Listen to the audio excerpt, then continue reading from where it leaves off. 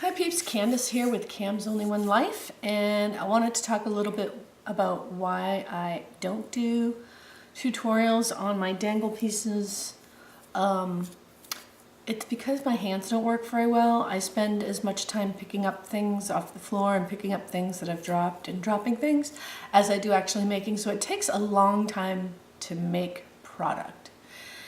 Anyways, with that said, I'm going to show you a little bit about how I make the silk sari ribbon dangle bookmarks. But first I wanted to show you, yesterday I sat here, my husband built a fire in the fireplace and it was so cozy here, so I'm going to pull this off. And there's the fireplace, and this is where I worked yesterday. Sat in this big old chair, and you can see my mess there. And then I'm going to show you, this is where, right here, I ironed all of this silk sari ribbon.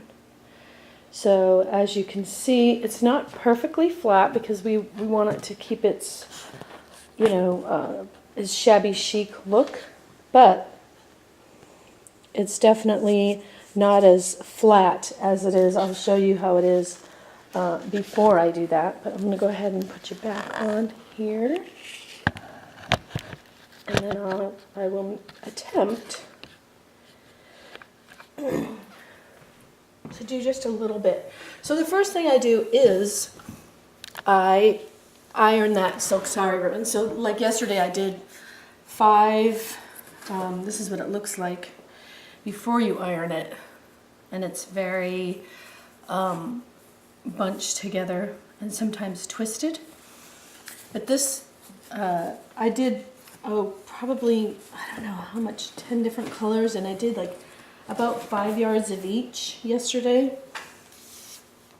So I spent at least a couple of hours just ironing, and how I did that was with a flat iron, so that you would iron your hair with. I do have a tutorial out there for that, but it's kind of obvious how easy that is. I'll just show you really quick though.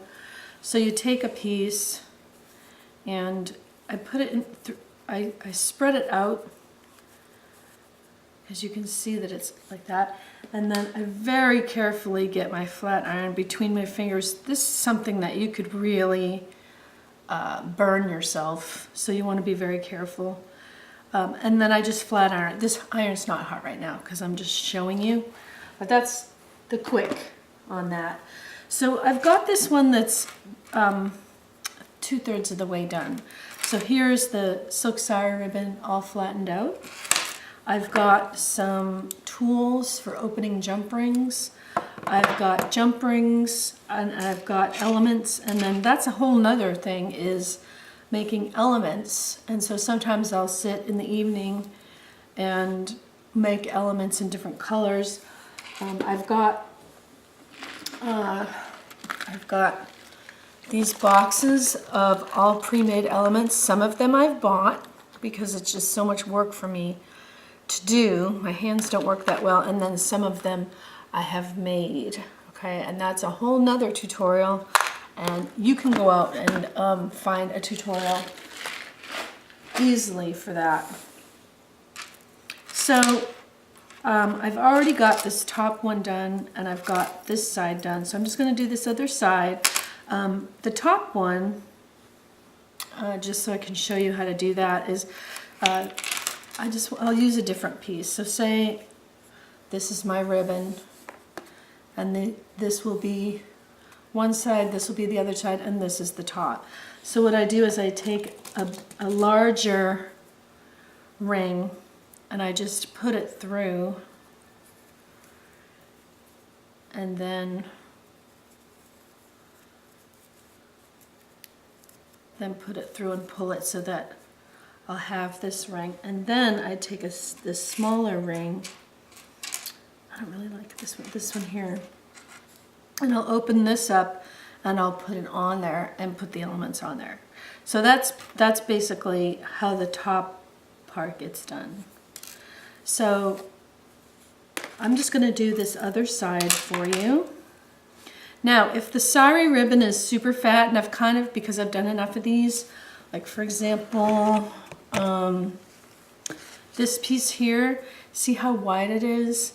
And depending on the thickness, it's going to be really hard to pull it through this little thing. So what I'll do is I'll cut a chunk out of the side so that it will pull through. This one here is plenty thin, so I think it'll pull through fine. What I use to get this through, I will hold this up to a book to see where I want to put that, where I want to put this spring on. You can see this has a spring on it. Okay. And then I just use wire. I've got a bunch of wire here in different colors, and I just use a piece of wire. I stick it through. Now, sometimes it's very, very tight, and when I pull it through, I have to use one of these pliers to kind of hold on to it. So it depends on the thickness, but that one pulled right through easily because that's a pretty thin piece. Okay, so that's all I do is to get that going. Okay, and then I take my jump ring, and this is the part that gets fun because my hands, if I'm shaking, it's not because I'm nervous. I'm used to being in front of the camera now. It's because my eye-hand coordination doesn't work that well. So I am high-functioning autistic, Asperger's probably, and so eye-hand coordination is one of those things that go along with that, or the lack of eye-hand coordination. So I just stuck that ring, I opened it up, and I stuck that ring through the hole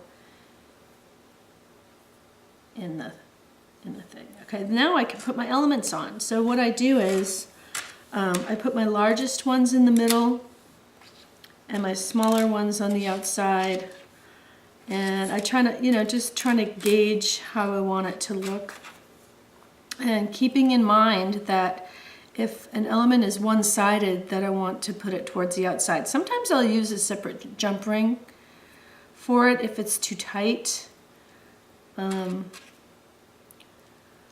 can put this one on after. Well, maybe I just put it on there.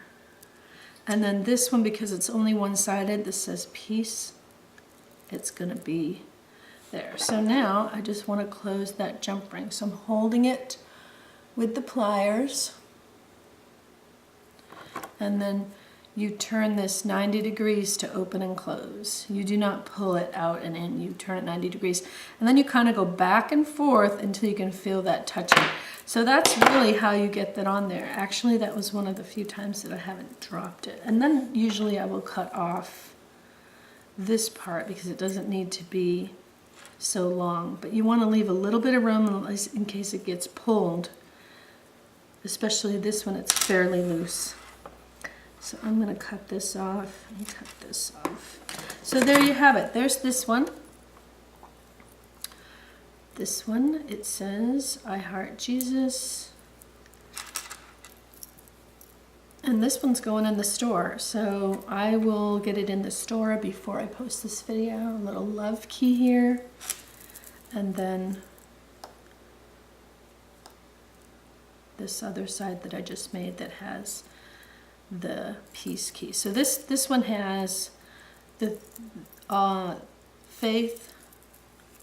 Oh no, it doesn't have the faith key. I thought this had all three keys, but okay. So there's this one in blue, and then I just made a few yesterday for some of the girls and for to get a couple into the store. And so there's this one, and this one is in blue and purple. So it says, I love God, and I love this bead. I don't know what it is about this bead right here, but I love it. And then this has a little Bible dangling from the end, and it says love. And then this top says faith, and it's got a little purple, mauvey purple there. And then this element that I made many, many moons ago. Okay.